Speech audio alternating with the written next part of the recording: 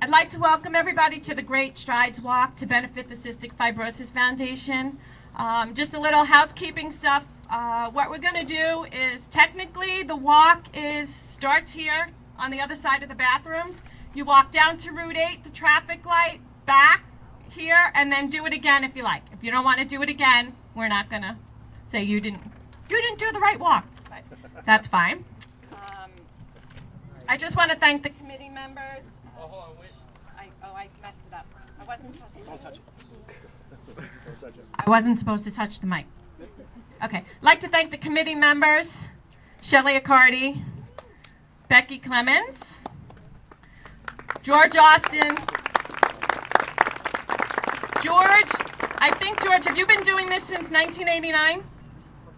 Something like that.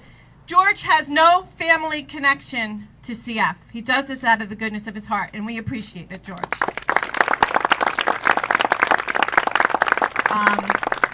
Pete and Bill, they ran to get the food, so when you have the food, think of Pete and Bill. All right. So those of us who have children with CF and those suffering with this disease, thank you all from the bottom of our hearts for your fundraising efforts in raising money for a cure. CF is a devastating disease. It wreaks havoc on every tissue of the body. It causes chronic lung and sinus infections, compromised nutrition, diabetes, and shortened life expectancy. But we all know the facts. But we can't possibly know what it's like to live with this disease. Recently, our son Josh, 16, over there, wrote a Facebook post expressing his feelings about what it's like to live with cystic fibrosis. I would like to share it with you. Breathe in, breathe out. Breathe in, breathe out. You know, I'm lucky to be able to do this at all. If I were born 30 years ago, I probably wouldn't be able to do it very well, or for very long, for that matter. I guess you could say I'm lucky in that sense. Ha, what irony. You see, I was born with a disease called cystic fibrosis. It's the #1 genetic killer of Caucasians, so I'm told. It's a hereditary disease, so you don't have to worry about catching it from the unlucky ones like me. It causes excess mucus to build up in places like the lungs, sinuses, etc. And does it cause some problems? Now, I've been hearing these facts since I was 3 years old. I'm not writing this to tell you those facts, because if you wanted to know, you could just Google it. Why I'm writing is to tell you a story that you can't read on the internet. Sorry. That you can't read on the internet. It's the story of what goes on up here in my head. To the docs, I'm patient number, whatever, who cares, next please. Well, that might be a little harsh, but you get my point. What I'm getting at is that the doctors never think about what's going on in my head, only about what's going on in my stomach and lungs. Hell, I don't think anybody really stops to think about what it's like to have CF, and they probably don't even stop to thank their lucky stars that they don't have it. But I know what it's like. I know the routines. I know the meds.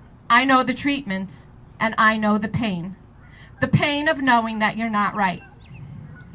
The pain of realizing that you might not make it to your 32nd birthday. The pain of knowing that the smartest people on the face of this planet can't figure out one goddamn way to make your body work like every other person's does. So here I am, a walking, living example of nature screwing up. I'm one of the luckier ones, though. My lung function is literally off the charts, and the doctors are stumped by it. But who knows? I can get a lung infection tomorrow and die. You know, I don't think most people know what it's like to know that you could become deathly ill at the drop of a hat and be in a hospital bed with a tube down your throat before you can turn around. I think that more than anything, I just want to be normal.